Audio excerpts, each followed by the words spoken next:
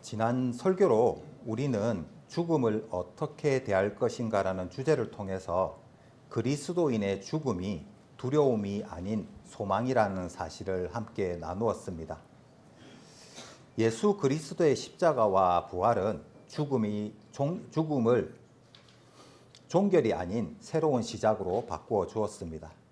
이 놀라운 복음의 진리는 우리로 하여금 죽음을 준비된 믿음으로 맞이하게 합니다. 그 연장선상에서 오늘은 기독교 기본 진리라는 주제를 가지고 하나님의 말씀을 나누는 8번째 시간으로 죽음 이후 우리 앞에 놓인 영원한 두 길, 천국과 지옥에 대해 살펴보려고 합니다. 이 주제는 단지 먼 미래의 일이 아니라 우리 신앙의 방향과 삶을 결정짓는 핵심입니다. 죽음의 너머의 실제를 바로 아는 것은 우리의 믿음을 더욱 선명하게 하고 삶을 다시 세우는 은혜가 될 것입니다. 오늘 본문 말씀 요한복음 5장 28절 29절에서 예수님은 이렇게 선언을 하십니다. 무덤 속에 있는 자가 다 그 음성을 들을 때가 오나니 선한 일을 행한 자는 생명의 부활로 악한 일을 행한 자는 심판의 부활로 나오리라. 예수님의 이 말씀은 인류의 운명이 단 두 길로 나뉜다는 사실을 분명하게 가르치고 있습니다. 그러나 여기서 선한 일은 인간의 공로나 노력 자체가 아니라 예수 그리스도를 믿는 믿음 안에서 나타나는 열매입니다. 그렇기 때문에 우리는 오늘 이 말씀 앞에서 오직 그리스도 안에 있는 믿음이 내 삶의 방향을 어디로 이끌고 가고 있는지를 점검해야 합니다. 많은 사람들은 지옥과 죽음의 문제를 진지하게 다루기를 꺼려합니다. 대중문화 속에서는 지옥에 가라는 말이 농담처럼 자주 쓰이고 예능 프로그램에서도 지옥 훈련이라는 표현이 재미로 사용이 됩니다. 그러나 성경이 말하는 지옥은 결코 가벼운 비유나 농담이 아닙니다. 예수님은 천국을 말씀하실 때보다 더 자주, 더 엄중하게 지옥을 언급하셨습니다. 이는 지옥이 단순히 상징이나 종교적 장치가 아니라 하나님의 공의로운 심판의 실제를 가리키기 때문입니다. 인간은 누구나 한 번쯤 인생의 걸음을 멈추고 이런 질문을 하게 됩니다. 나는 왜 살아가는가? 내 삶의 끝에는 무엇이 기다리고 있는가? 이 질문은 단순한 철학적 호기심이 아닙니다. 이는 하나님께서 사람들의 마음 가운데 영혼을 사모하는 마음을 심어 주셨기 때문에 영혼 깊은 곳에서 흘러나오는 본능적인 질문들입니다. 세상은 이 질문에 대해 나름의 대답을 내어 놓습니다. 어떤 이는 성공을 추구하고 어떤 이는 부를 쌓고 또 다른 어떤 이는 쾌락과 즐거움으로 삶을 채우려고 합니다. 종교적인 행위나 선행으로 안도감을 얻으려는 사람들도 있습니다. 그러나 어느 것도 이 질문에 대해 궁극적으로 답을 해주지는 못합니다. 죽음을 넘어서는 해답은 오직 하나님께, 오직 성경 안에 있습니다. 오늘 본문 말씀에서 죽음 이후에 인류가 맞이해야 할 두 가지 운명을 분명히 말씀을 하고 있습니다. 선한 일을 행한 자는 생명의 부활에 이르고 악한 일을 행한 자는 심판의 부활에 이른다고 하셨습니다. 여기서의 선한 일은 인간의 노력이나 착한 행위가 아니라 예수 그리스도를 믿는 믿음 안에서 맺어지는 열매입니다.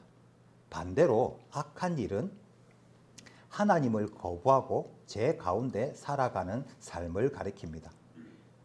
결국 예수님께서 말씀하신 생명의 부활과 심판의 부활은 믿음과 불신앙의 최종 결론을 보여주는 것입니다. 오늘날 많은 사람들은 죽음이 끝이다 혹은 다시 윤회할 수 있다는 식으로 다른 길을 상상하곤 합니다.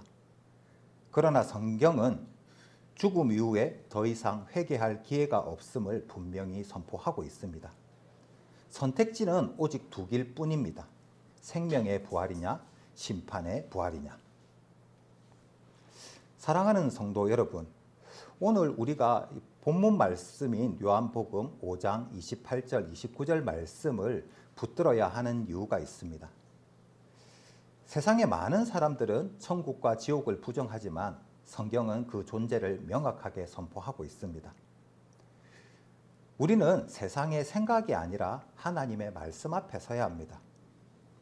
지옥의 실제를 안다는 것은 단순히 두려움에 머무르는 것이 아니라 오히려 구원의 은혜에 더 깊이 감사하게 하기 위함입니다. 천국의 소망은 죽음 이후에만 의미가 있는 것이 아니라 오늘의 우리의 삶을 변화시키는 능력이 됩니다. 따라서 오늘의 설교 주제를 이렇게 정리할 수 있습니다. 생명의 부활과 심판의 부활의 갈림길에서 나는 어디로 가고 있는가? 예수님은 생명의 부활과 심판의 부활을 분명하게 말씀하셨습니다. 오늘 우리는 그 말씀 앞에 서서 내 인생의 방향을 점검하고 천국 소망으로 오늘을 새롭게 살아가는 결단을 해야 할 것입니다. 지옥은 단순히 신학적 개념이나 교회가 만든 종교적인 장치가 아닙니다. 지옥은 성경이 분명히 증언하는 하나님의 공의로운 심판의 실제입니다. 마태복음 말씀을 한번 찾아보겠습니다. 마태복음 25장 46절 말씀입니다.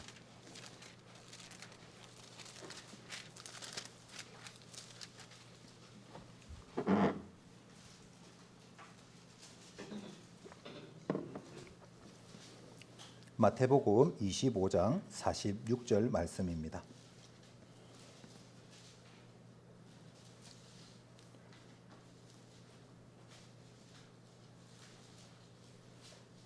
마태복음 25장 46절 말씀입니다. 저희는 영벌에 의인들은 영생에 들어가리라 하시니라. 아멘.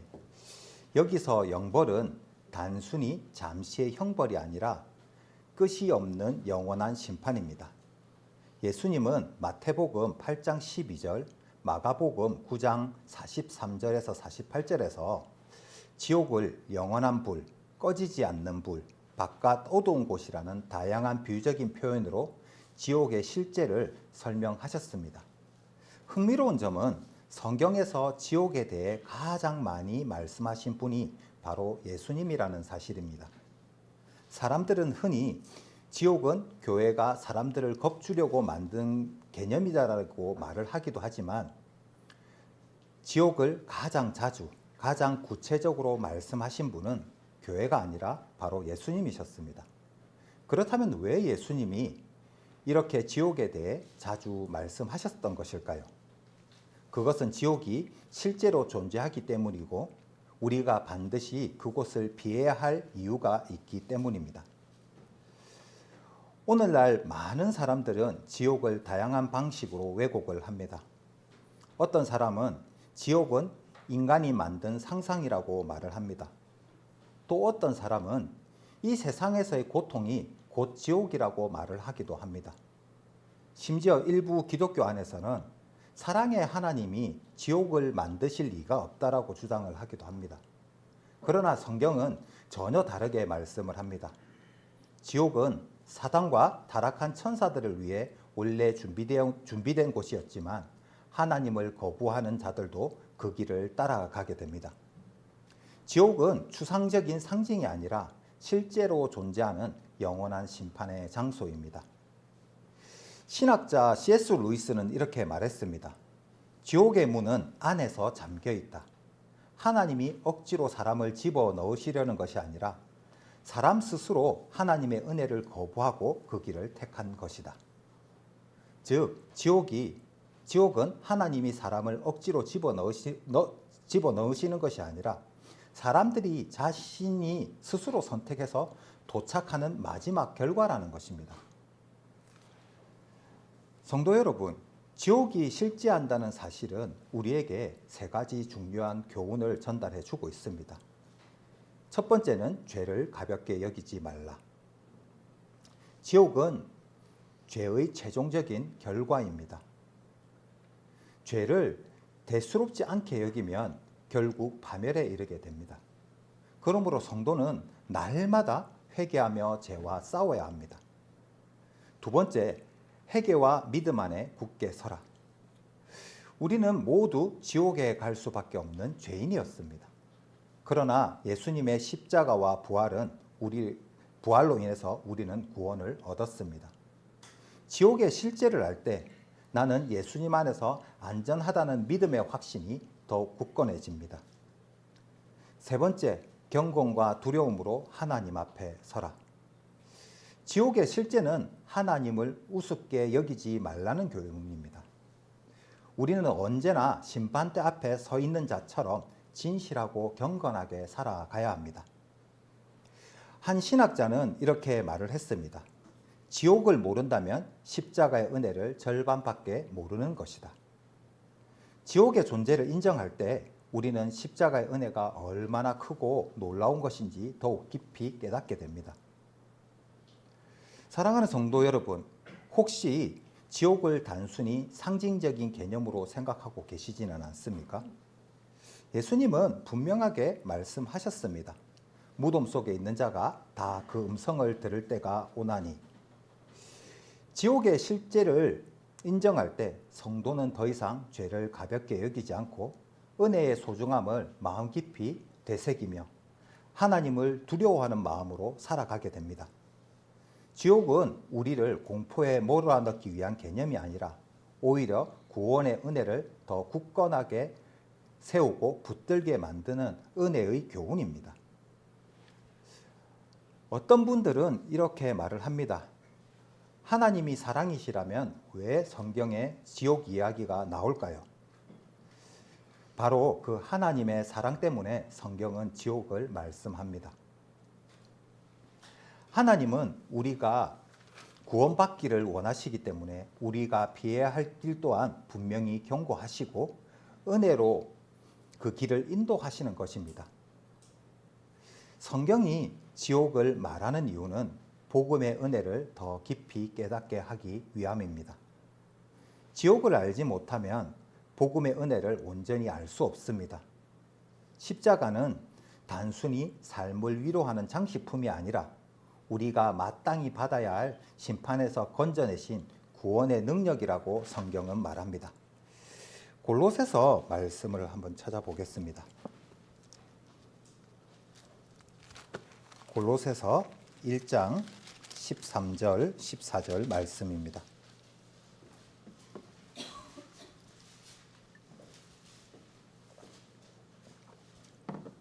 골로새서 1장 13절, 14절 말씀입니다.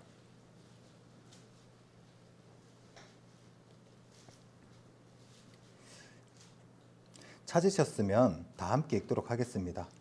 그가 우리를 흑암의 권세에서 건져내사 그의 사랑의 아들의 나라로 옮기셨으니 그 아들 안에서 우리가 구속 곧 제사함을 얻었도다. 아멘. 어떤 그리스도인은 이런 고백을 했습니다. 나는 예수님을 만나기 전에 내가 지옥에 마땅히 떨어질 죄인이라는 사실을 알지 못했습니다. 그러나 지옥을 진지하게 알게 되었을 때 비로소 십자가가 내게 생명의 구원이 되었습니다. 지옥의 실제를 진지하게 알 때 십자가의 은혜가 더 분명하게 드러나 우리에게 다가오는 것입니다. 성경이 지옥을 말하는 이유는 잃어버린 영혼을 불쌍하게 여기기 위해서입니다. 한 선교사님이 아프리카에 가서 평생 복음을 전하며 이렇게 고백을 했습니다. 내가 여기에 있는 이유는 단순히 그들을 돕기 위함이 아닙니다. 내가 복음을 전하지 않으면 이들은 영원히 지옥에 갈 수밖에 없기 때문입니다. 라고 고백을 했는데요. 지옥의 실제를 아는 사람은 이웃을 대하는 태도가 달라집니다. 작은 오해나 갈등에 머무르지 않고 그들의 영원한 운명을 먼저 생각하게 됩니다. 사랑의 마음으로 복음을 전하지 않고는 견딜 수 없게 되는 것입니다. 성경이 지옥을 말하는 이유는 거룩한 삶으로 이끌기 위해서입니다. 지옥은 성도를 거룩으로 이끌어 갑니다. 지옥은 죄의 최종적인 결과이기에 지옥을 믿는 성도들은 죄의 유혹을 결코 가볍게 여기지 않습니다. 사도 바울은 고린도전서 9장에서 이렇게 고백을 하고 있는데요. 고린도전서 말씀 좀 찾겠습니다. 고린도전서 9장 27절 말씀입니다.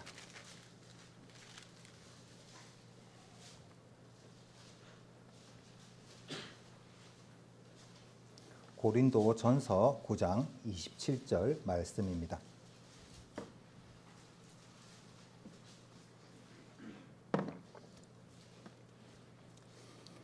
내가 내 몸을 쳐 복종하게 함은 내가 남에게 전파한 후에 자기도 도리어 버림이 될까 두려워함이로라. 아멘. 여기서 버림은 구원을 잃는다는 뜻이 아니라 하나님 앞에서 사역자로서 부적격 판정을 받지 않기 위해 자신을 절제한다는 의미입니다. 지옥이 주는 교훈은 성도들로 하여금 경건한 두려움 속에서 자신을 돌아보고 더욱더 거룩하게 살아가도록 이끕니다. 지옥을 아는 사람은 늘 경건한 두려움 속에서 자신을 살피고 더욱 하나님 앞에서 거룩한 삶을 살아가게 됩니다. 사랑하는 성도 여러분, 성경이 지옥을 말하는 이유는 단순히 우리를 두렵게 만드는 것이 아닙니다. 지옥을 알 때 십자가 은혜를 더 감사하게 됩니다. 지옥은 우리로 하여금 잃어버린 영혼을 불쌍하게 여기고 복음을 전하게 합니다. 지옥의 실제는 성도들을 경건과 거룩으로 이끌어 갑니다. 그렇기 때문에 성경이 지옥을 말씀하시는 궁극적인 이유는 결국 우리를 정죄하기 위함이 아니라 오히려 우리의 구원을 더욱 확실하게 붙들게 만드는 것입니다. 혹시 마음속에 이런 생각을 하고 계시진 않습니까? 나는 교회에 나오고 있으니까 괜찮아. 우리 집안은 믿음의 집안이라서 문제가 없어. 그러나 성경은 혈통이나 전통이 아니라 오직 예수 그리스도의 은혜를 붙드는 믿음만이 우리를 구원한다고 말씀합니다. 오늘도 예수님은 우리를 향해 말씀하십니다. 요한복음 12장 47절에 사람이 내 말을 듣고 지키지 아니할지라도 내가 저를 심판하지 아니하노라. 내가 온 것은 세상을 심판하려 함이 아니요 세상을 구원하려 함이로라. 그러므로 지옥이 주는 교훈은 우리에게 두려움을 주는 것이 아니라 구원의 은혜로 초청하는 말씀입니다. 지난 설교로 죽음을 어떻게 대할 것인가를 제가 말씀을 드리면서 죽음에 대해 자세하게 설명을 드렸습니다. 세상은 죽음을 끝이라고 말을 합니다. 그러나 성경은 죽음을 단순한 소멸이 아니라 하나님 앞에 서는 관문이라고 말씀합니다. 히브리서 말씀을 다시 한번 찾아보겠습니다. 히브리서 9장 27절 말씀입니다. 히브리서 9장 27절 말씀입니다.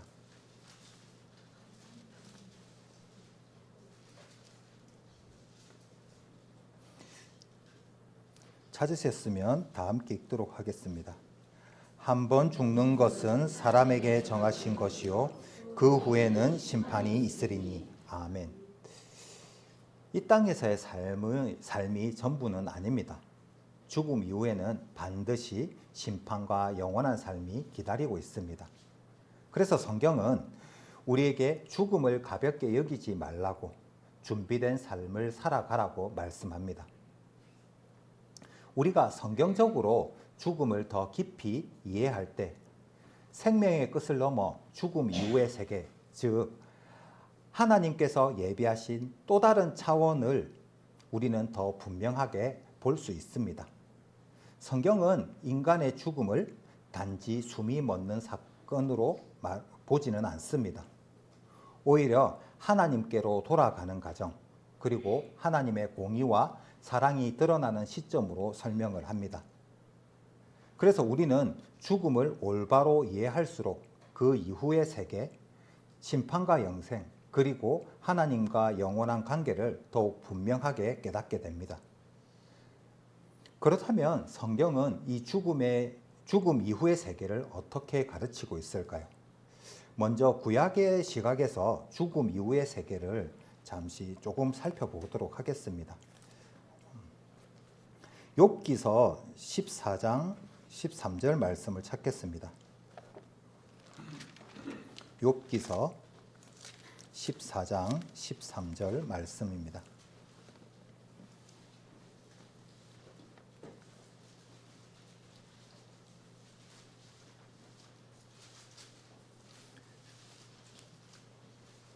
구약 성경 욥기 14장 13절 말씀입니다.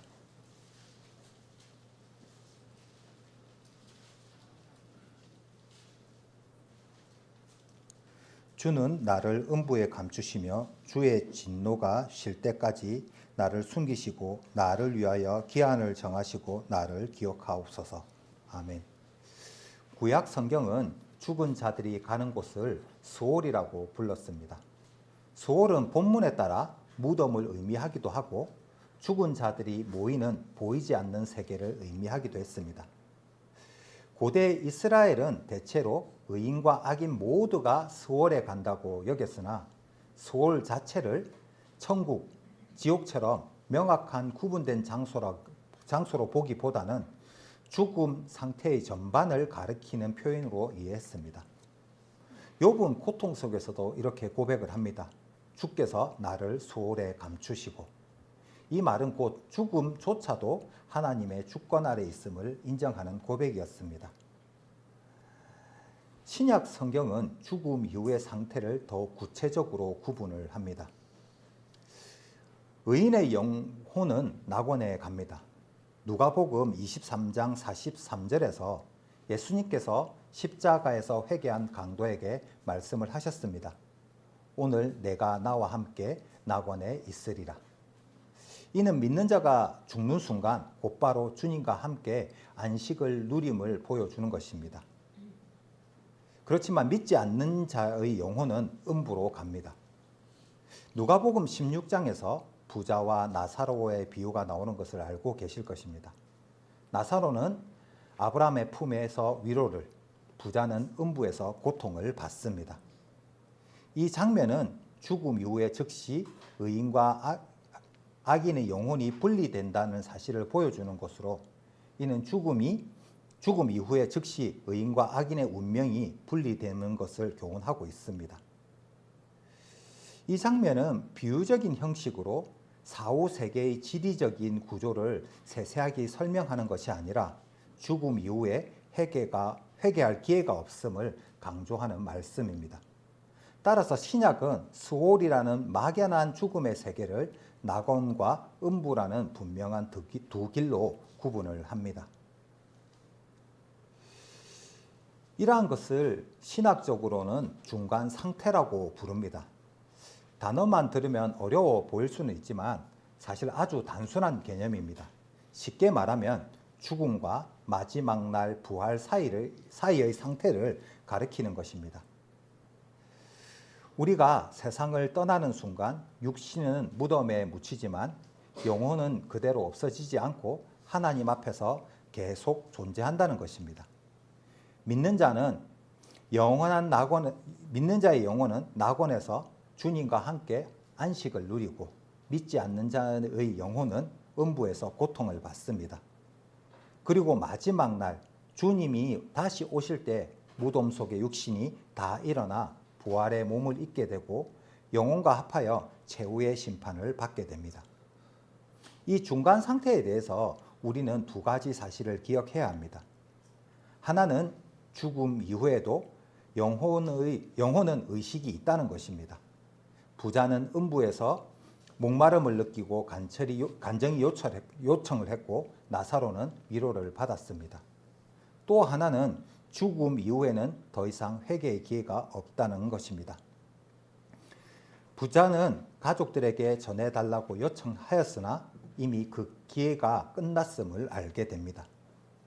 그러므로 성도는 죽음을 가볍게 생각하지 않고 오늘 지금 이 순간 복음을 붙들고 준비해야 합니다.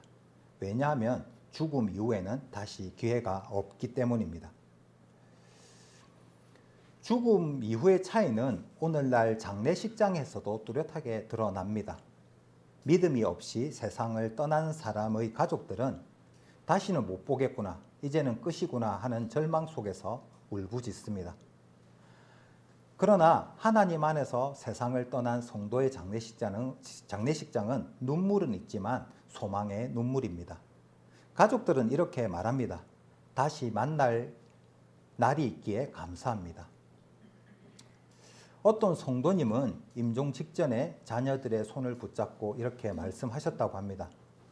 나는 주님께 가는 것이니 걱정하지 말아라. 천국에서 다시 보자. 평안한 얼굴로 천국을 확신하는 한마디의 말은 모든 이들에게 큰 위로와 도전이 됩니다. 성도 여러분, 제가 지난 설교 때 예화로 말씀을 드렸던 간증을 기억하고 계실 것입니다. 처장한 판정을 받고 죽음 앞에서 천국의 확신을 고백했던 자매님의 이야기였습니다. 인간적으로는 눈물이 날 수밖에 없는 상황이었지만 그분은 오히려 평안한 얼굴로 마지막까지 믿음을 고백했습니다. 하나님의 나라 그곳에서 여러분을 위해서 기도하겠습니다라는 그 고백은 단순히 위로의 말이 아니라 죽음을 넘어 천국을 확신하는 믿음의 고백이었습니다. 저는 그분의 마지막 모습에서 깊은 도전을 받았습니다. 죽음을 준비하는 태도는 이렇게 달라야 하는구나.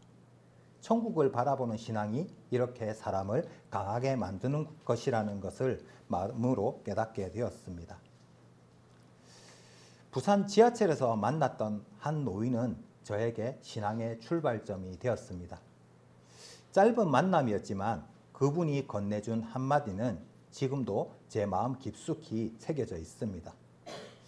열심히 하나님을 믿다가 천국에 가서 만납시다.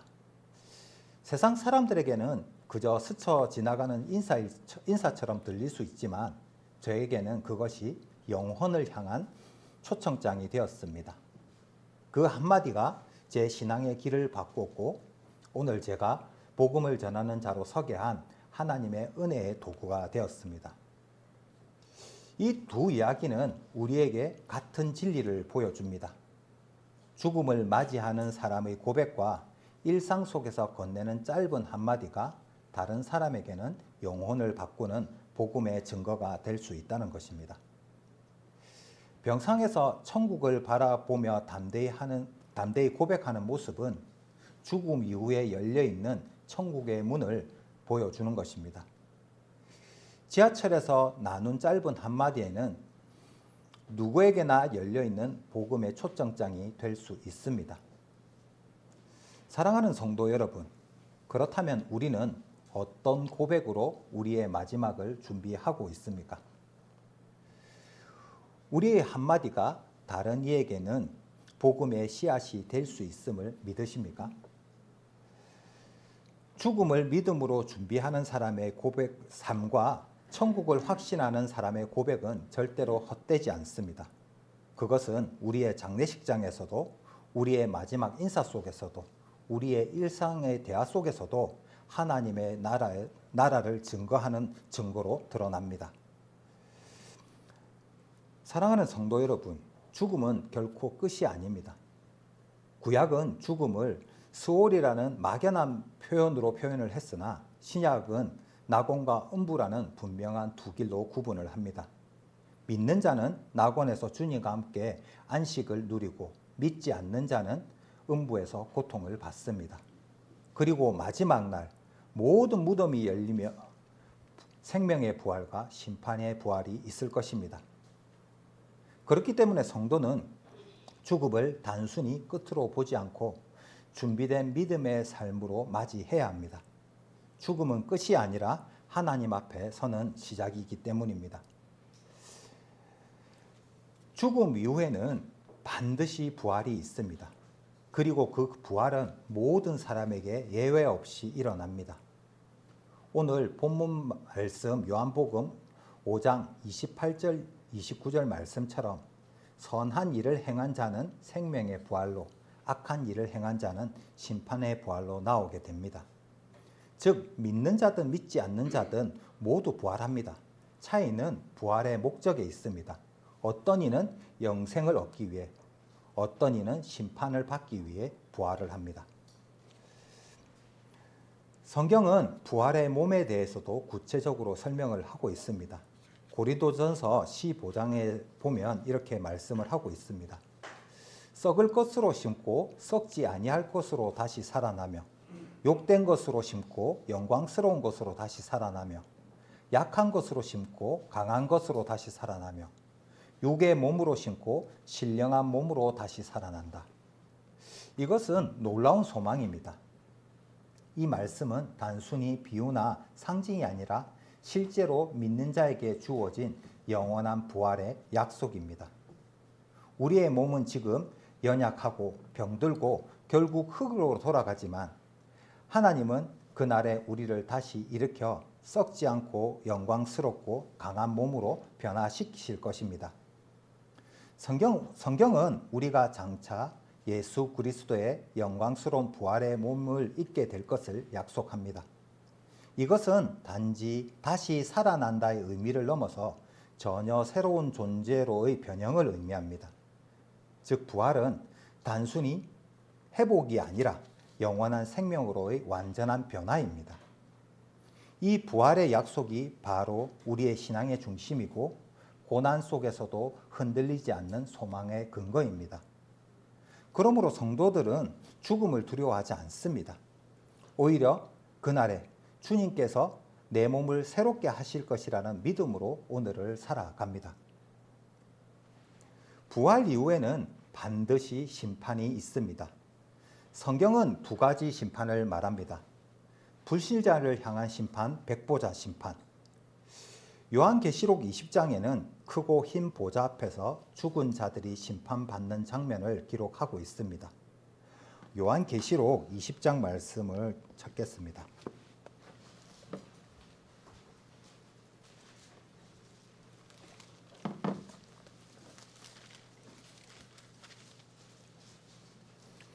요한계시록 20장 15절 말씀입니다.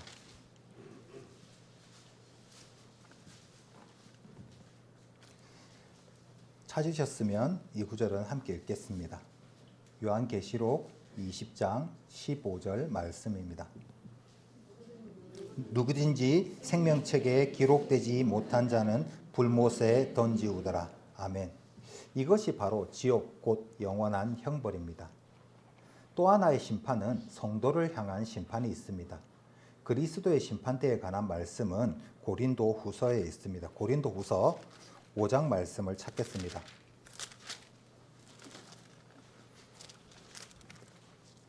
고린도 후서 5장 10절 말씀입니다.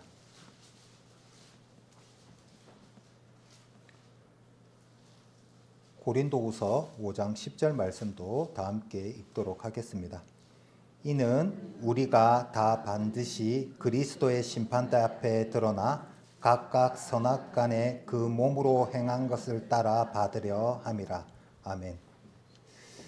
성도의 심판은 구원을 잃는 심판이 아니라 삶의 충성과 열매에 대한 상급의 심판입니다. 여기서 중요한 점은 성경이 심판을 여러 측면으로 묘사를 하고 있지만 결국 하나님의 단 하나 최후의 심판 사건 안에서 불신자는 형벌을, 성도는 상급을 받는다는 것입니다. 결국 심판은 두 가지입니다. 하나는 영원한 형벌, 다른 하나는 영광의 상급입니다. 믿음의 선진들은 죽음을 두려워하지 않았습니다. 그들은 오히려 부활과 심판을 바라보며 확신을 가지고 살아갔습니다. 사도 바울은 디모데후서 4장 7절 8절에서 이렇게 고백을 합니다. 나는 선한 싸움을 싸우고 나의 달려갈 길을 마치고 믿음을 지켰으니 이제 후로는 나를 위하여 의의 면류관이 예비되었으므로. 또한 초대교회 성도들은 박해 속에서도 주님이 다시 오실 날에 우리는 영화로운 몸으로 다시 일어날 것이라는 확신으로 순교를 담대히 받아들였습니다. 믿음은 오늘 우리에게도 동일한 소망의 본이 됩니다. 사랑하는 성도 여러분, 우리는 모두 부활합니다. 믿는 자는 생명의 부활에 참여하여 썩지 않는 몸, 영광스러운 몸, 강한 몸으로 다시 살아납니다. 그러나 믿지 않는 자는 심판의 부활에 참여하여 영원한 형벌을 받게 됩니다. 오늘 우리는 이 사실 앞에서 우리 자신에게 물어야 합니다. 나는 어느 부활에 서게 될 것인가? 내 인생은 생명의 부활을 준비하는 믿음의 길 위에 서 있는가? 부활과 심판은 먼 미래의 이야기가 아니라 반드시 우리 각자에게 일어날 사건입니다. 그렇기 때문에 성도는 죽음을 두려움으로 맞이하지 않고 부활의 소망으로 오늘을 살아가야 합니다. 동시에 심판의 엄중함을 기억하고 경건과 거룩함으로 살아야 합니다.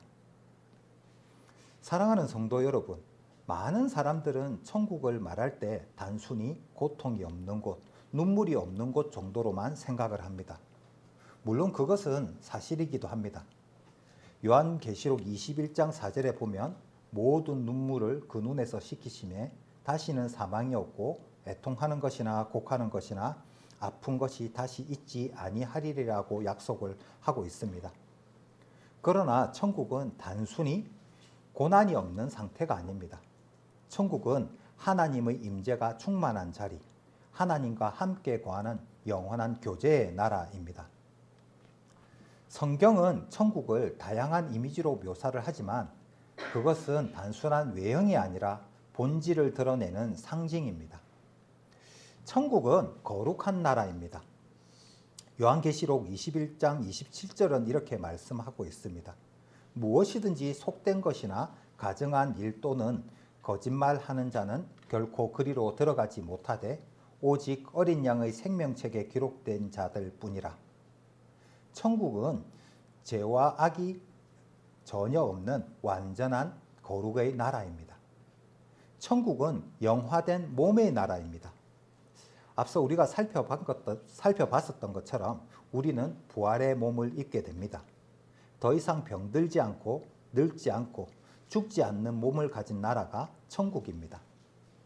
천국은 불멸과 충족의 나라입니다. 천국에는 부족함이 없습니다. 시편 23편의 고백처럼 여호와는 나의 목자시니 내게 부족함이 없으리로다.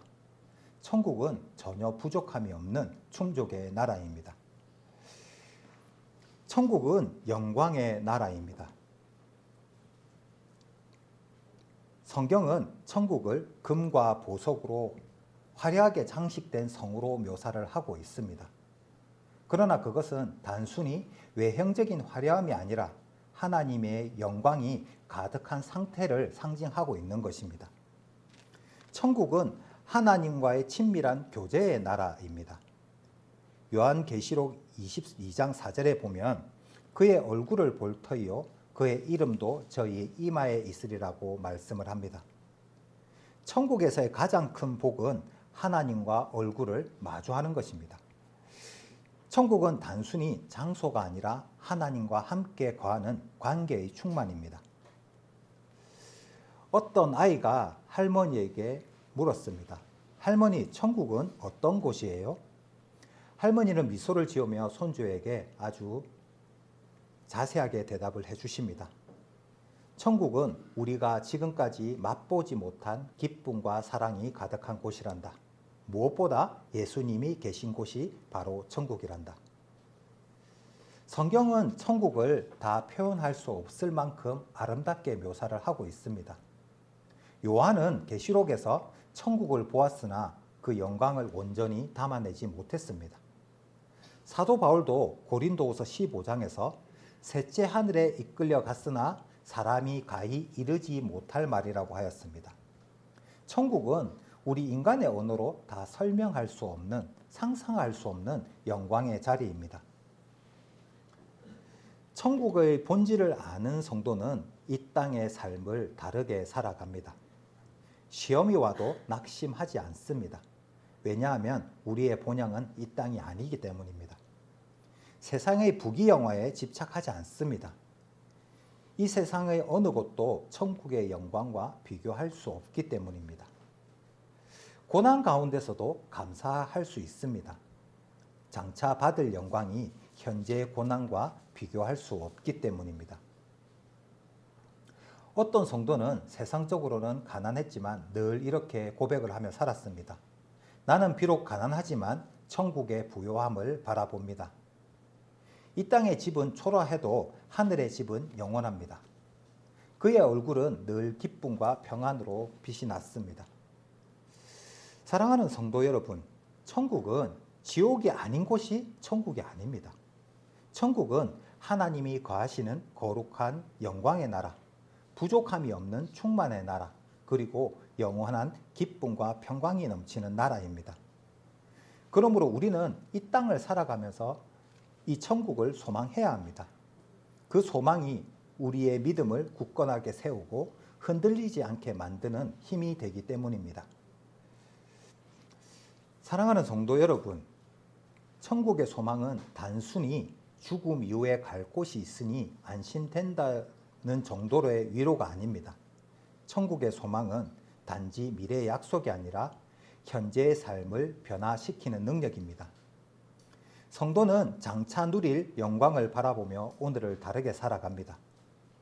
천국의 소망은 우리의 믿음을 굳건하게 하고 세상을 이길 수 있는 힘을 줍니다.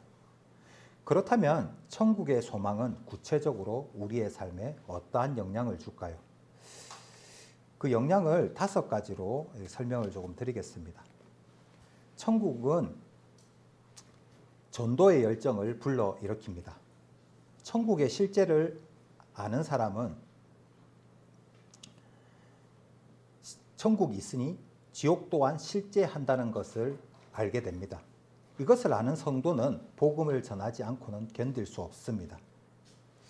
몇 해 전에 한 소방관이 화재 현장에서 마지막까지 빠져나오지 못한 사람을 구하려다가 목숨을 잃었습니다.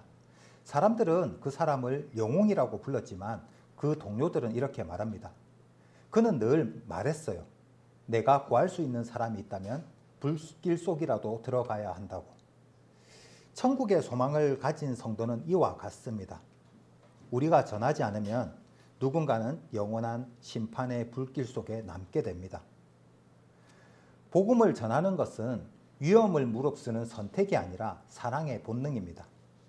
천국이 실제임을 믿는 사람은 잃어버린 영혼을 위해 불길 속이라도 들어가게 됩니다. 천국은 물질 사용을 새롭게 합니다. 예수님은 마태복음 6장 20절에서 너희를 위하여 보물을 하늘에 쌓아두라고 말씀하셨습니다. 천국의 소망을 가진 성도는 물질을 단순히 자기 만족이나 세상적 성공을 위해 사용하지 않습니다. 그것은 자기에게 주어진 물질이 하나님의 나라를 세우기 위한 청지기의 자원임을 깨닫습니다. 사도 바울은 디모데전서 5장 8절에서 누구든지 자기 친족, 특히 자기 가족을 돌보지 아니하면 믿음을 배반한 자요 불신자보다 더 악한 자라고 말씀하며 가정을 돌보는 책임 또한 분명히 강조하고 있습니다. 따라서 천국의 소망은 무조건적인 금욕이나 무분별한 헌신을 이끄는 것이 아닙니다. 오히려 하나님께서 맡기신 물질을 하나님의 뜻에 따라 균형 있게 관리하며 사용하는 지혜를 가르칩니다. 천국을 바라보는 성도는 이 땅의 재물을 영원한 가치로 전환을 합니다. 그들은 이 세상의 집이 아닌 집은 언젠가 무너질 것을 알기에 이 세상 것이 아닌 하늘의 집을 준비하는 마음으로 물질을 사용합니다. 천국의 소망은 우리로 하여금 소유의 목적이 아니라 사명의 도구로 바라보게 합니다. 그래서 성도는 소비의 즐거움보다 하나님께 드림의 기쁨을 더 크게 여깁니다. 천국은 섬김의 삶으로 이끕니다. 마태복음 25장에서 예수님은 양과 염소의 비유를 말씀하시면서 가난한 자, 목마른 자, 낡은 애, 헐벗은 자를 섬기는 것이 곧 주님을 섬기는 것이라고 하셨습니다. 천국의 소망을 가진 성도는 섬김을 억지로 하거나 부담으로 여기지 않습니다. 오히려 주님께 하듯이 가난한 자와 나그네를 섬기는 것을 기쁨으로 여기며 하늘에 쌓이는 상급을 바라봅니다. 천국은 고난 속에서도 인내하게 합니다. 사도 바울은 로마서 8장 18절에서 이렇게 고백을 했습니다. 현재의 고난은 장차 우리에게 나타날 영광과 비교할 수 없도다. 혹독한 겨울을 견디는 나무는 겉으로 보기엔 죽은 나무처럼 보입니다. 잎도 없고 눈바람에 시달리지만 땅속에서는 봄을 준비하며 뿌리를 깊이 내립니다. 성도의 삶도 이와 같습니다. 고난의 계절은 결코 헛되지 않습니다. 천국의 소망을 붙든 사람은 고난의 때에 낙심하지 않고 더 깊은 믿음의 뿌리를 내립니다. 그리고 마침내 주님 앞에 설 그날 그 인내의 열매가 영광으로 피어납니다. 천국은 염려에서 자유하게 합니다. 예수님은 마태복음 6장에서 무엇을 먹을까, 무엇을 마실까, 무엇을 입을까 염려하지 말라고 하셨습니다. 천국 소망은 우리가 이 땅의 일에만 머물지 않고 영원한 소망을 바라보게 합니다. 천국이 보장되어 있다는 사실은 우리로 하여금 불필요한 염려에서 벗어나 평강 가운데 살아가게 합니다. 사랑하는 성도 여러분, 천국의 소망은 단순히 미래의 위로가 아닙니다. 그것은 오늘 우리의 삶을 변화시키는 능력입니다. 전도의 열정을 불러일으키고 물질 사용을 새롭게 하고 섬김의 삶으로 이끌고 고난 속에서도 인내하게 하고 염려에서 자유하게 합니다. 천국을 소망하는 성도는 이 땅에서도 이미 천국을 살아갑니다. 그것이 진정한 복음의 능력입니다. 오늘 본문 말씀은 인간의 운명을 단 두 길로 나눕니다. 생명의 부활과 심판의 부활. 중간은 없습니다. 죽음 이후에는 반드시 하나님 심판대 앞에 서게 되고 우리의 영원한 처소가 결정됩니다. 어떤 이는 이렇게 말을 합니다. 나는 아직 젊어. 죽음을 생각하기엔 너무 이른 것 같아. 그러나 죽음은 순서를 지키지 않습니다. 젊다고 보장이 된 것도 아니고 건강하다고 해서 안전한 것도 아닙니다. 그렇기에 오늘 지금 이 순간 준비하는 것이 무엇보다 중요합니다. 오늘 말씀을 통해서 우리가 붙들어야 할 5가지 유익이 있습니다. 첫 번째는 경각심입니다. 지옥의 실제를 알 때 죄를 가볍게 여기지 않고 회개와 경건의 삶을 살아갈 수 있습니다. 감사. 지옥에서 건짐받은 은혜를 알 때 십자가의 사랑을 더 깊이 붙들 수 있습니다. 위로. 천국의 소망은 고난 중에도 우리를 위로하고 붙듭니다. 변화. 천국을 바라보는 사람은 오늘의 삶을 다르게 살아갑니다. 사명. 지옥의 실제와 천국의 소망은 우리로 하여금 잃어버린 영혼을 위해 복음을 전하게 합니다. 사랑하는 성도 여러분, 오늘 하나님은 우리 각자에게 이렇게 물으십니다. 너는 어디로 가고 있느냐? 너는 어떤 부활에 서겠느냐? 이 질문은 단순히 설교의 마무리가 아닙니다. 우리의 영혼을 흔드는 하나님의 음성입니다. 어떤 이는 생명의 부활로 나아가고 어떤 이는 심판의 부활로 나아갑니다. 앞서 말씀드렸듯이 중간은 없습니다. 내가 지금 어디에 서 있는가가 내 영혼을 결정합니다. 요한계시록 21장 4절에는 천국에 대해 선포를 하고 있는데요. 모든 눈물을 그 눈에서 씻기심에 다시는 사망이 없고 애통하는 것이나 곡하는 것이나 아픈 것이 다시 있지 아니하리니. 이것은 천국의 모습을 비유하기도 하지만 우리 성도들의 소망입니다. 천국은 단순히 고난이 없는 곳이 아닙니다. 하나님이 친히 우리의 눈물을 닦아주시는 곳입니다. 더 이상 이별이 없고 후회가 없고 고통이 없는 곳입니다. 천국은 하나님과 함께 영원히 살아가는 나라입니다. 천국을 바라보며 살아가는 성도는 이 땅에서도 이미 천국의 삶을 맛봅니다. 불안 대신 평안을 누리고 절망 대신 소망을 붙들고 세상의 즐거움 대신 하나님의 교제를 기뻐합니다. 그리고 언젠가 주님 앞에 서는 그날 우리는 영원한 생명의 부활에 참여해 주님의 품 안에서 영광을 누리게 될 것입니다. 사랑하는 성도 여러분, 우리의 인생은 짧고 영혼은 깁니다. 이 짧은 인생의 선택이 우리의 영혼을 결정합니다. 돈, 명예, 권력, 이 모든 것은 무덤 앞에서 끝나지만 예수 그리스도를 믿는 믿음의 삶은 영원한 생명으로 이어집니다. 그러므로 우리는 매일 삶 속에서 영혼을 바라보는 사람으로 살아가야 합니다. 천국의 소망을 잃지 않고 주님이 다시 오실 그날을 준비하는 삶을 살아야 합니다. 예수님께서 말씀하셨습니다. 내가 곧 길이요 진리요 생명이니 나로 말미암지 않고는 아버지께로 올 자가 없느니라. 이 말씀은 단지 초청이 아니라 이미 믿음 안에 있는 우리에게 주어진 확신의 약속입니다. 사랑하는 성도 여러분, 오늘 말씀을 마음에 새기며 다시 한번 결단하시기 바랍니다. 천국의 소망을 굳게 붙들고 경건하고 거룩한 삶을 살아가며 복음을 전하는 사명자로 서시기를 바랍니다.